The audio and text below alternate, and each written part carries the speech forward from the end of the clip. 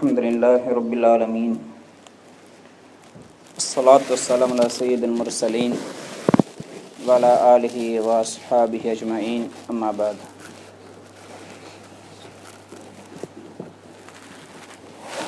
فقد قال الله تعالى في القرآن الكريم بعد أعوذ بالله من الشيطان الرجيم بسم الله الرحمن الرحيم لا تغرنكم الحياة الدنيا ولا يغرنكم بالله الغرور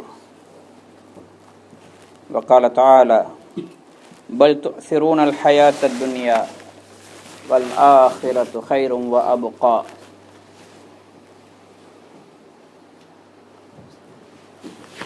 கண்ணியமிக்க சகோதர பிரியார்களே, இன்றைக்கு உலகத்தில் நிறைய கம்பெனிகள் பொருள்களை தயாரிக்கிறாங்க. நிறைய கம்பெனியில் பொருள்கள் தயாரிக்கப்படுது, வாகனம் தயாரிக்கப்படுது, மெஷின்கள் தயாரிக்கப்படுது. இதே மாதிரி விதவிதமான தொழிற்சாலைகளில்,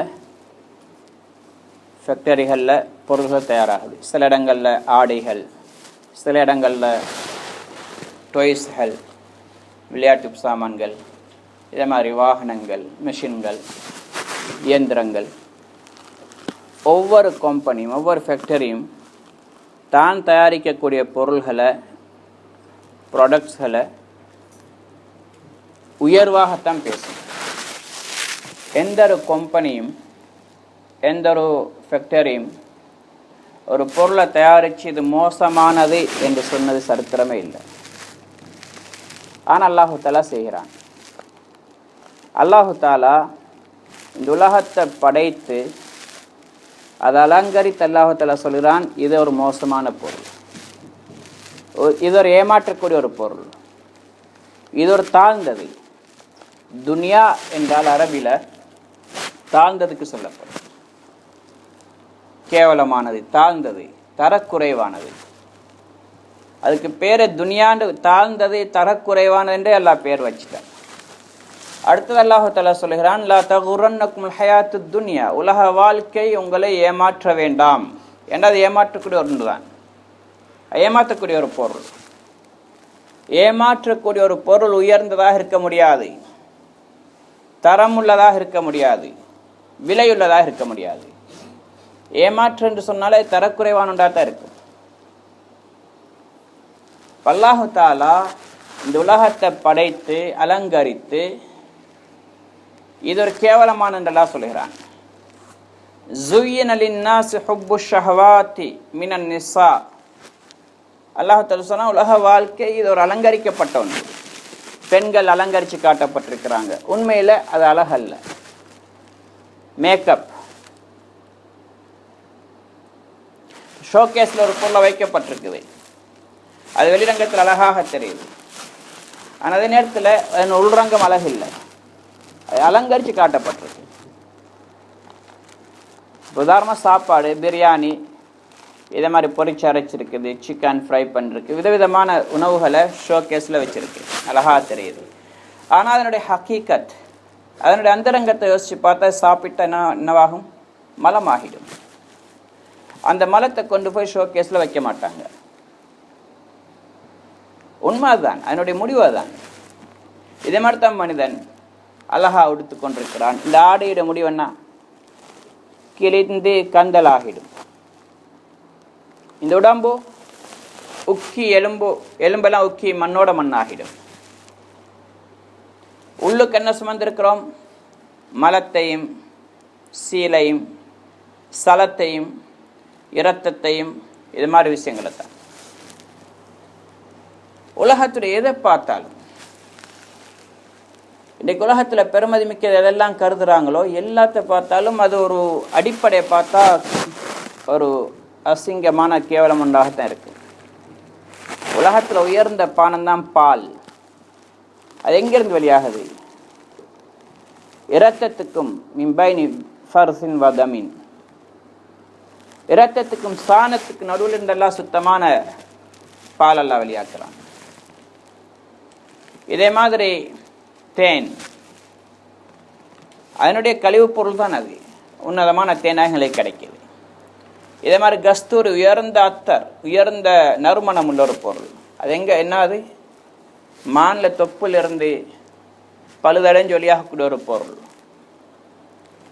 இதே மாதிரி என்னவெல்லாம் நாங்கள் பார்த்தா முடிவாக தான். இன்றைக்கி காசி, பணம், சொத்து, செல்வம், ஆட்சி, அதிகாரம், இதுக்கு பின்னாடி பார்த்தா அதன் அந்தரங்கமே மோசமாக தான் இருக்கு. சண்டையும் ஏமாற்றுறதும் அபகரிக்கிறதும் அதற்காண்டி கொலைகள் எல்லாம் நடக்குது. எத்தனையோ உதாரணங்கள் நாங்கள் அடிக்கடி பயனில் ஞாபகப்படுத்துகிறோம். அந்த காசு அடையிறதுக்காக வேண்டி, பணத்தை அடையிறதுக்காக வேண்டி வாப்பா இன்னும் கொஞ்சம் காலம் உயிரோடு இருந்தாருண்டா அது கிடைக்குமா கிடைக்காதுன்னு தெரியாதுன்னு மகனே தந்தையை கொலை செய்கிறார். ரமலானுடைய காலத்தில் தப்சீரில் பாடத்தில் சூரா பக்ரா உடைய ஆயத்து அதில் தப்சீர் செய்யப்பட்டுச்சு. வயது கத்தல்து நப்சன் பத்தாராத்தும் ஃபீஹா. அப்போ அதில் சகோதரனுடைய மகன் பெரிய தந்தையை கொலை செஞ்சார். ஏன்? சொத்தடைகிறதுக்காக வேண்டி. கொலை செஞ்சுட்டு அழுது பிறலாஃபித்தான், தான் கொலை செய்யலை என்று காட்டுறதல்ல, மாறாக அவர் எங்கன்னு தேடி தேடி அலைஞ்சான், அவனே கொலை செஞ்சு போட்டு. இதுதான் உலக வாழ்க்கை. இன்றைக்கு எத்தனையோ மக்கள் சொத்து செல்வத்துக்காக கொலை செஞ்சிடறாங்க. பெத்த தந்தைய அல்லது சகோதரன் கொலை செய்கிறாரு. இதுதான் உலகத்துடைய அந்தரங்கம். உலகத்துடைய அந்தரங்கமாக தான்.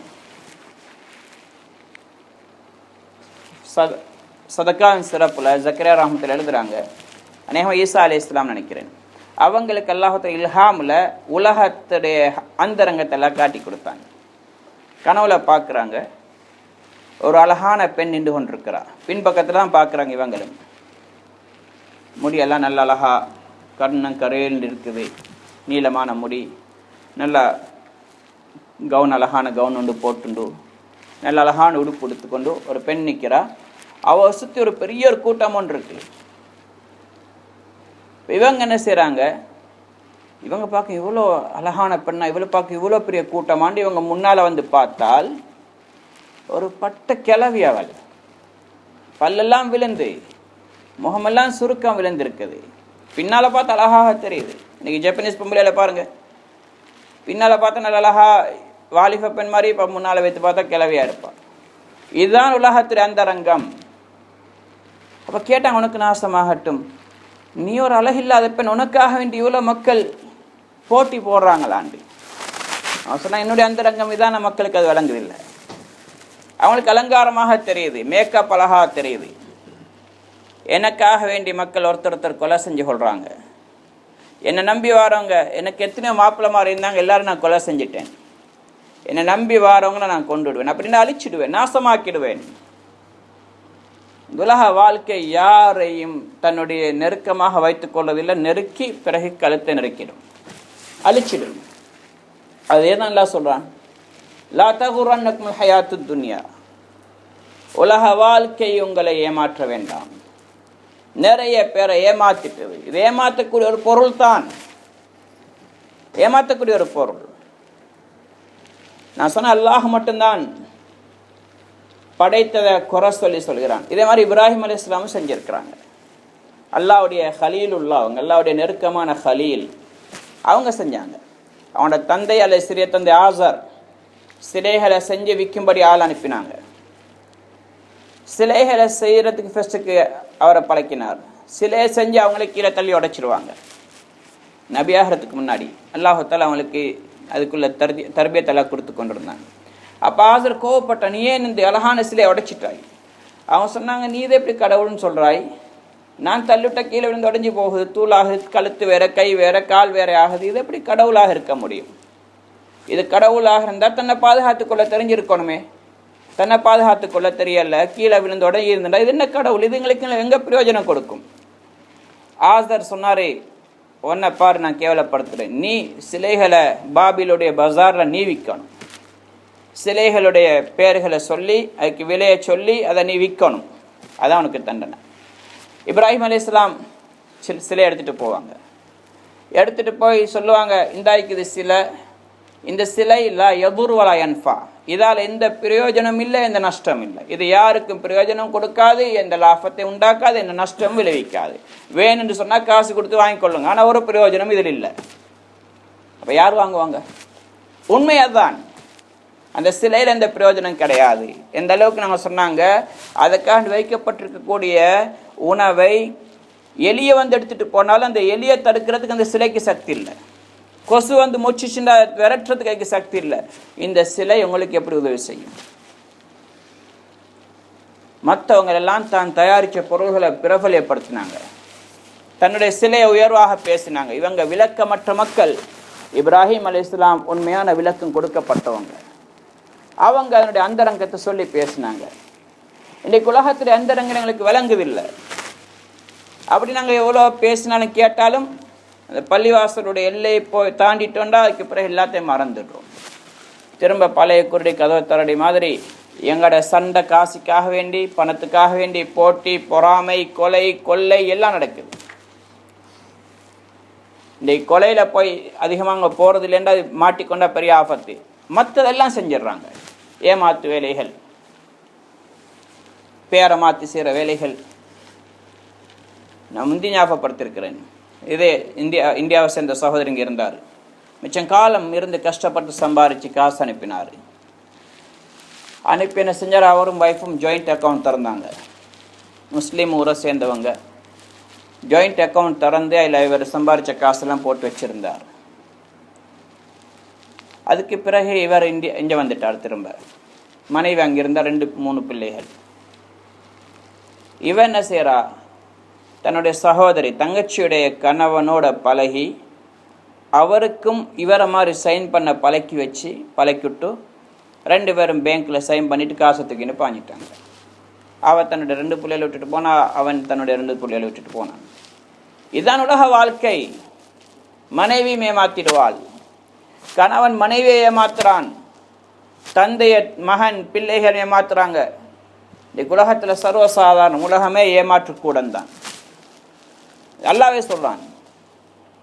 அதனால சகோதர பெரியார்களை ஏமாந்துடக்கூடாது. ஒரு குழி இருக்குது, அதில் ஒருத்தர் போய் தெரியாமல் விழுந்துட்டார். அவர் சொல்றாரு, அந்த ரோடால் போகாதீங்க, நிறைய குழிகள் இருக்குது, போனால் விழுந்துருவீங்கன்னா. யாருமே போக மாட்டாங்க. அப்படி போறனா கூட ரொம்ப கவனமாக போவாங்க. இன்றைக்கு நாங்களும் உலகத்தில் விழுந்துடக்கூட என்பதற்காக அல்லாஹும் ரசூலும் திரும்ப திரும்ப சொன்ன உபதேசங்களுக்கு முன்னாடி சொல்லப்படுது. குர்ஆன் இன்றைக்கு உயிரோட்டமாக இருந்து இன்றைக்கு சொல்லிக் கொண்டிருக்குது, ஹதீஸ் சொல்லிக் கொண்டிருக்குது. ஆனால் இன்றைக்கு இது கவனம் இல்லை, எங்களோட சிந்தனையில் வரவில்லை. உலகம் ஏமாத்துக்கூட என்பதனால உலகத்தில் ஒவ்வொரு காரியம், உலகம் தன்ன காசு பணம் மட்டுமல்ல, மனைவியும் ஏமாற்றக்கூடியவள் தான், தாயும் ஏமாற்றக்கூடியவள், தந்தை ஏமாற்றக்கூடியவள், சகோதர சகோதரிகள், கூட்டாளிமார், எங்களுடைய வியாபாரம், வீடு வாசல், வாகனங்கள் எல்லாம் தான். இதெல்லாம் எங்களை ஏமாற்றி கொண்டிருக்க சகோதரர்களே. நாங்கள் எல்லாரும் ஏமாந்து கொண்டிருக்கிறோம். இதை நிரந்தரமாக நினைச்சு கொண்டிருக்கிறோம். அல்லாஹ் சொல்கிறான், பல் துஸிரூனல் ஹயாத்தத் துன்யா, உலக வாழ்க்கைக்கு நீங்க முன்னுரிமை கொடுக்கிறீங்க. வல்லாஹிரத்து கைரும் வ அப்கா, ஆஹிரா மறுமைதான் சிறந்ததும் நிரந்தரமானது.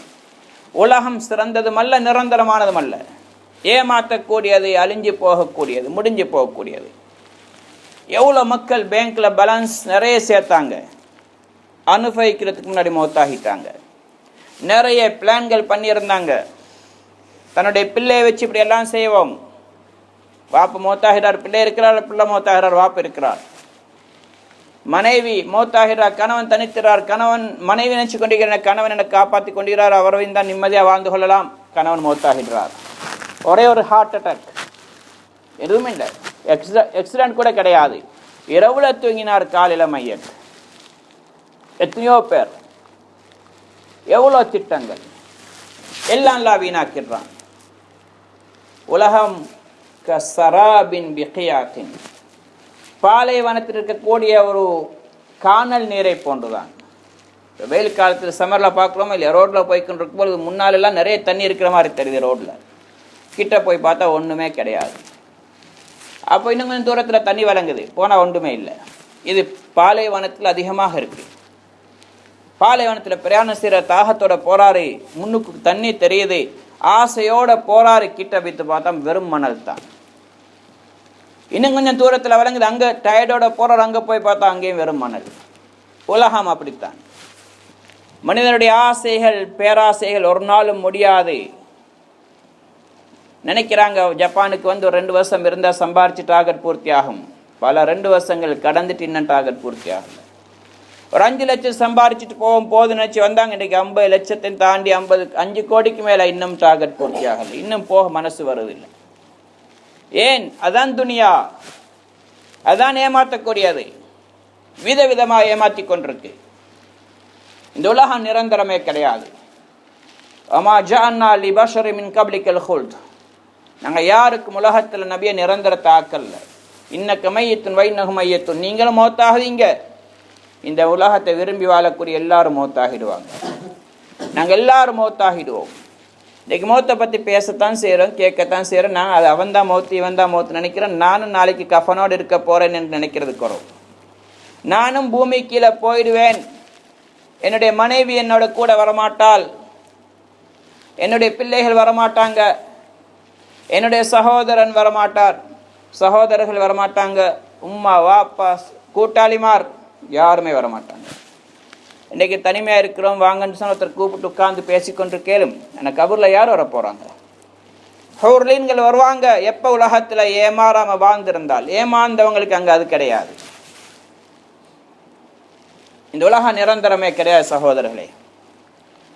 எவ்வளோ பேர் ஏமாந்துட்டு போகிறத கண்டு கொண்டு நாங்களே ஏமாந்து கொண்டிருக்கிறோம். இன்னும் மறுமைக்கு தயாரிப்பு செய்ய ஆசை வரலை, கபருக்கு தயாரிப்பு செய்ய ஆசை இல்லை. இன்னும் போதான்னு சம்பாதிக்கிறோமே தவிர துனியாவை மறுமைக்கான என்ன செஞ்சுருக்கிறோன்னு பார்த்தா 0 அல்லது 1%, 2%, 5%. எவ்வளோ காலம் வாழ போகிறோம்? முடிவே இல்லாத ஒரு வாழ்க்கை. உலகம் 60, 70 வருஷங்கள், அதுவும் ஷுவர் இல்லை.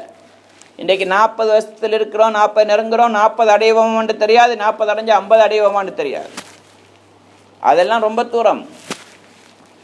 ஆனால் எங்களோட பிளான் 300, 400, 500 வருஷத்துக்கு மாதிரி பிளான் பண்ணி வச்சுருக்கிறோம். முயற்சி அப்படி தான் செய்கிறோம். அந்த மறுமைக்கு என்ன முயற்சி செய்கிறோம்? மிக குறைவு. இந்த உலகத்துக்கு வந்தவங்க நிறைய பேர் போயிட்டாங்க.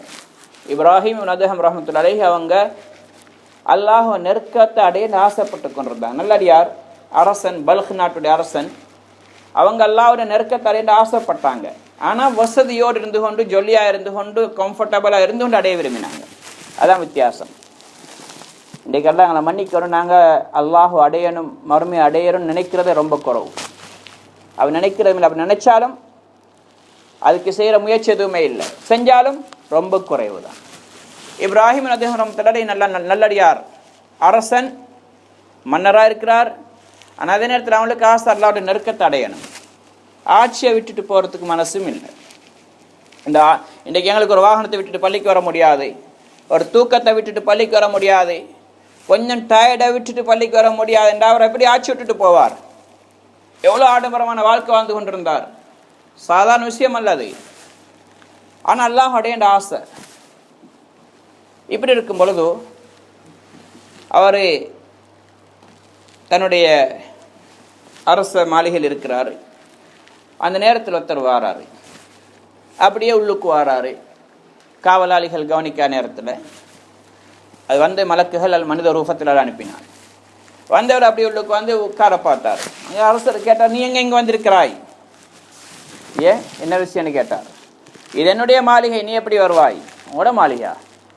இது நான் நினச்சேன் ஒரு அம்பலம்டா பிரியாண விடுதி, பிரியாணிகள் தங்கக்கூடிய இடம் நினைச்சேன், ஒரு சத்திரம்.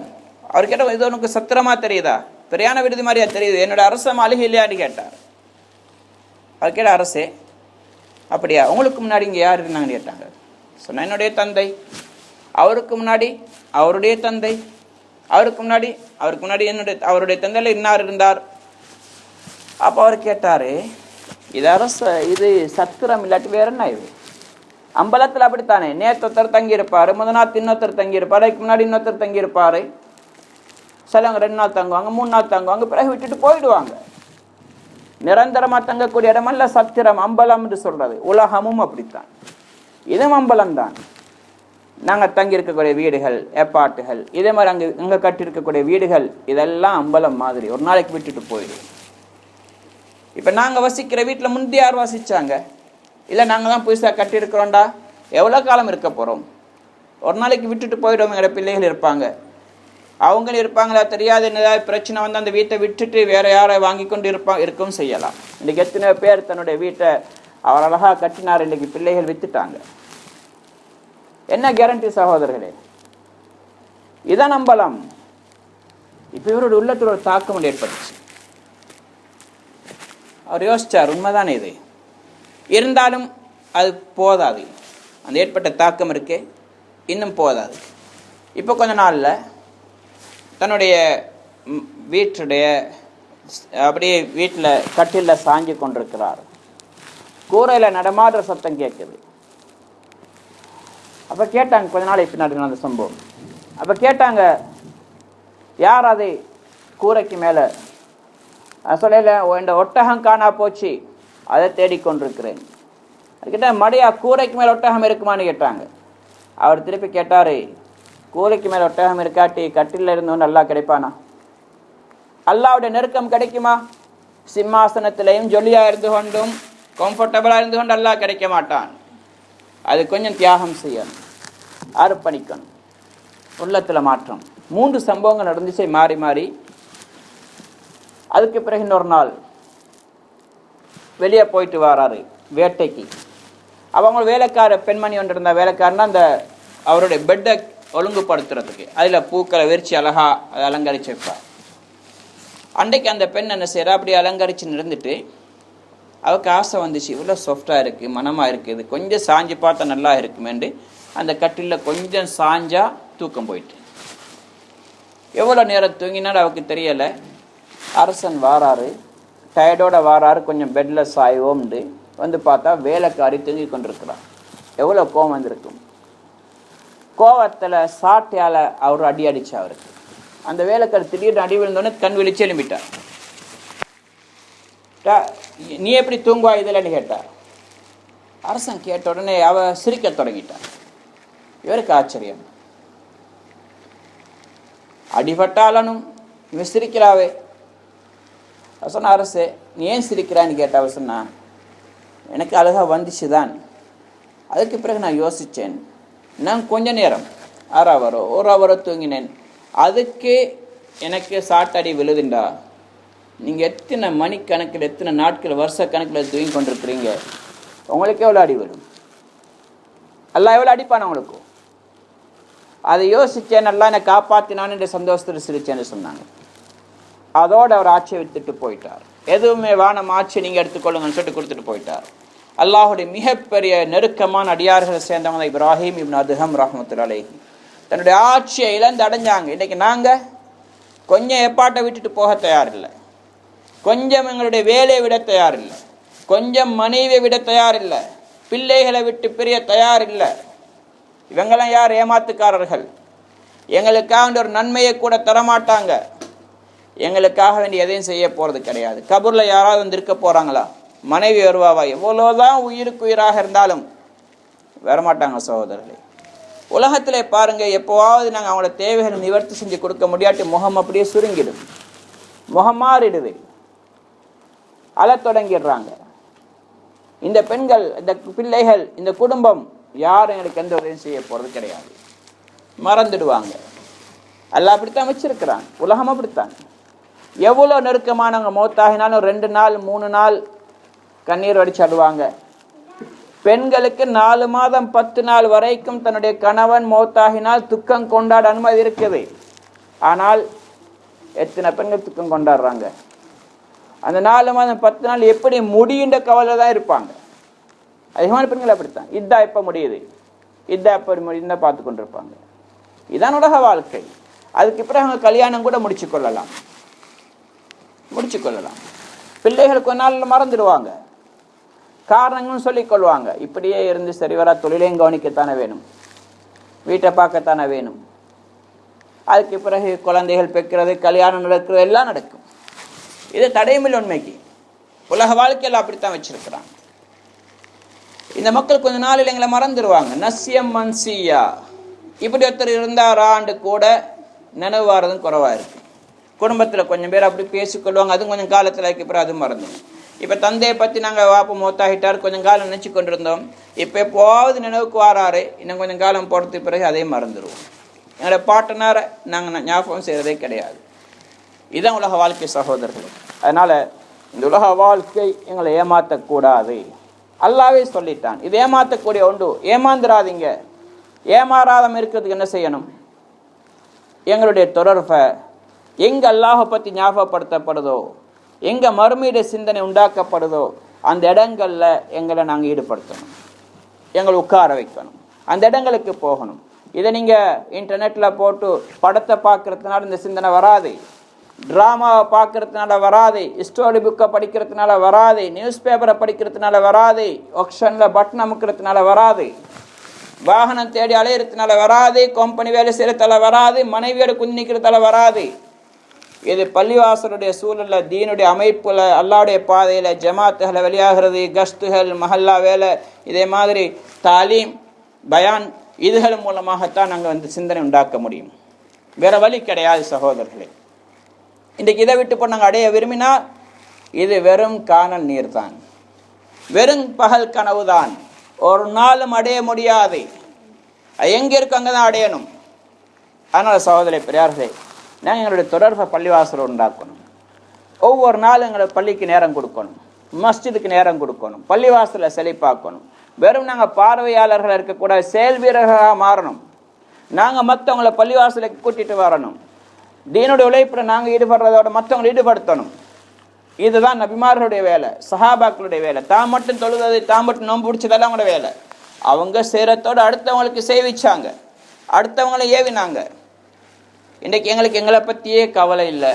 நான் எந்த பாதையில் போகிறேன்ற சிந்தனை இல்லை. நான் துனியாவில் ஏமாந்து கொண்டிருக்கிறேன் என்ற உணர்வு எங்களுக்கு இல்லாட்டி அடுத்தவங்களுக்கு என்ன சொல்ல போகிறோம்? அப்போ அதனால் எங்களுடைய ஏமாற்றத்தை நாங்கள் உணரணுமா? அல்லாஹ்வுடைய பாதையில் வெளியாகணும். இன்றைக்கு 4 மாதங்கள், 40 நாட்கள், 3 நாள் தஷ்கீல் பண்ண வேறு எதுக்கும் இல்லை. தப்லீக் அடிக்கடி சொல்ல ஒரு இயக்கம் அல்ல. இது ஒவ்வொரு மனிதனுக்கும் ஈமானுடைய சிந்தனை உண்டாக்கக்கூடிய உழைப்பு. இன்றைக்கு கொஞ்சம் நேரம் நாங்கள் பேசுகிறோம், கொஞ்சம் சிந்தனை வருது. இதே பேச்சு, இதே மாதிரி அமைப்புகளில் ஒவ்வொரு நாளும் ஒரு 40 நாளைக்கு 4 மாதம் பேசினா ஏன் உள்ளத்தில் மாற்றம் உண்டாகாது? ஏன் மாற்றம் உண்டாகாது? ஏன் தெளிவு உண்டாகாது? ஏன் நாங்கள் மறுமைக்கு முன்னுரிமை கொடுக்க மாட்டோம்? இப்போ உங்களுக்கு சந்தேகம் வரும், அப்படின்ற எவ்வளோ பேர் 4 மாதம் போயிட்டு வந்திருக்கிறாங்க தானே, 40 நாள் போயிட்டு வந்திருக்கிறாங்க, இப்போவும் அப்படித்தான் இருக்கிறாங்கன்னு கேட்டால், அவங்க போய் அடைஞ்சிட்டு வந்த ஈமானை இன்றைக்கு பயன்படுத்துறதுக்கு இருந்த ஃபீல்டை விட்டு வெளியே இருக்கிறாங்க. அவங்க அதை பாதுகாக்கிறதுக்கு என்ன செய்யணும் அதை செய்யலை. உதாரணமாக ஜப்பானுக்கு வாரீங்க, 3 மாதம் 4 மாதம் 1 வருஷம் சம்பாதிச்சுட்டு போகிறீங்க. இந்த காசை நீங்கள் பாதுகாக்கிறன்னா அங்கே பிஸ்னஸில் போடணும், அல்ல வளர்க்கக்கூடிய முயற்சியில் ஈடுபடணும். சும்மா போய் காசை வச்சு கொண்டு வந்தால் செலவாகிடும். இதே மாதிரி தான் 4 மாதம் அல்ல 40 வருஷம் ஜமாத்தில் தீனுக்காண்டி போயிட்டு இங்கே மஹல்லா வேலைக்கு இல்லை, 2.5 மணி நேரத்துக்கு இல்லை, ஒவ்வொரு நாளும் பள்ளிவாசலுக்கு வரலான்னு சொன்னால் 3 நாள் இல்லாட்டி அவரும் டிம் ஆகிடுவார். ஒரு நாளைக்கு அவரும் பள்ளிக்கு வர மாட்டார், ஒரு நாளைக்கு அவரும் குடிக்க தொடங்குவார், ஒரு நாளைக்கு அவரும் தாடி அரைக்கிடுவார், ஒரு நாளைக்கு அவரை விபச்சாரத்தில் கூட போயிடுவார். ஏன் காரணம்? எப்படி ஜப்பான் இருந்துட்டு பிச்சை கேட்கிறார்? ஏன் காரணம்? சம்பாரிச்சுட்டு வந்த காசை அவரை பாதுகாக்க முயற்சி செய்யலை. இதே மாதிரி அல்லாவுடைய பாதையில் சம்பாரிச்ச ஈமான, தீன, அல்லாவுடைய சிந்தனையை, ஆஹ்ராவுடைய கவலையை, உம்மத்துடைய ஃபிக்ரை பாதுகாக்கக்கூடிய உழைப்பு செய்யலை. ஆனால் சகோதரி பெரியார், நாங்கள் யாரையும் பார்த்து நாங்கள் போகக்கூடிய வழி அல்ல இது. நாங்கள் அல்லாஹ் ரசூல் சொன்ன வழிதான் இது. எங்களோட வாழ்க்கையில் மாற்றம் உண்டாகணும். எங்களோட வாழ்க்கையில் அல்லாவுடைய கட்டளை வரணும், நபியுடைய சுன்னத்து வரணும், அல்லாவுடைய நேசம் வரணும், நபியுடைய நேசம் வரணும். உலகம் ஏமாற்றக்கூடிய இடமன்றது விளங்கணும். நாங்கள் அப்படி விளங்குறோம் சொன்னால் அல்லாவுடைய பாதையில் வழியாகணும். தயாராகும் இன்ஷா அல்லாஹ். அவசரமாக சொல்லுங்கள் இன்ஷா அல்லாஹ். 4 மாதங்கள் அல்லாவுடைய பாதையில் யார் தயார் இன்ஷா அல்லாஹ் சொல்லுங்கள்.